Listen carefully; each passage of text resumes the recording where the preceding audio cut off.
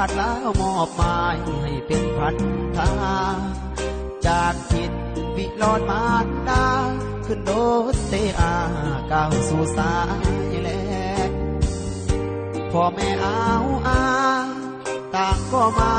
ผูกคอต่อแขนคิดหอเจ้าได้เด้แฟนไปอยู่สายแลกย่านแฟนเปลี่ยนใจเป็นทหารต้องลาน้องขาดไปตามหน้าที่เพื่อพื้นดินดาวสุขีแลกรวยชีวีหายก็คุ้มใจน้องจงรอคอยอย่าใจน้อยไปมีหักใหม่จบพันธะอายจะกลับไปสู่ขอสาไว้ตามประเพณีก่อนเพื่อยืนนางส่วนน้องกอดผู้เบาเคียงกายผู้ข่าวจนน้ำตาไหลเพื่อแม่ตายอยู่ในสายแลน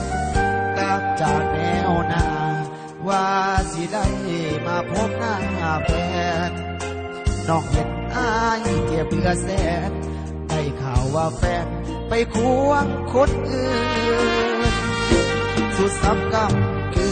นต้องนอนกอดเพื่อนหนาวสาดเขาได้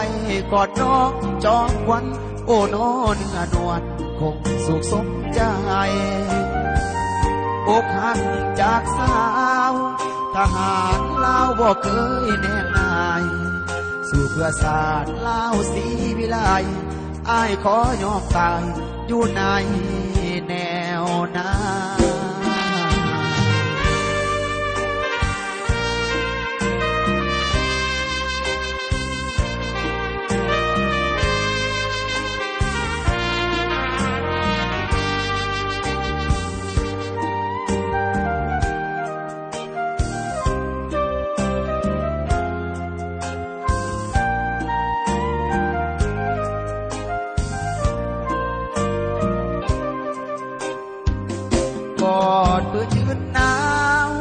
ส่วนน้องกอดผู้เบาเคียงกายผู้ข่าวจนน้ำตาไหลเกือบเป็นตายอยู่ในสายเล่นกับจากแนวหน้าว่าสิได้มาพบหน้าแฟนน้องเห็นอายเจ็บเบื่อแสนได้ข่าวว่าแฟนไปควงคนอื่นสุดซ้ำกำต้องนอนกอดเพื่อนหนาวสาดเขาได้กอดน้องจอมควัน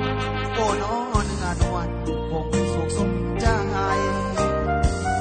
อกหักจากสาวทหารลาวบ่เคยแนบนายสู่เพื่อศาสตร์ลาวศรีวิไลอ้ายขอยอมตายอยู่ใน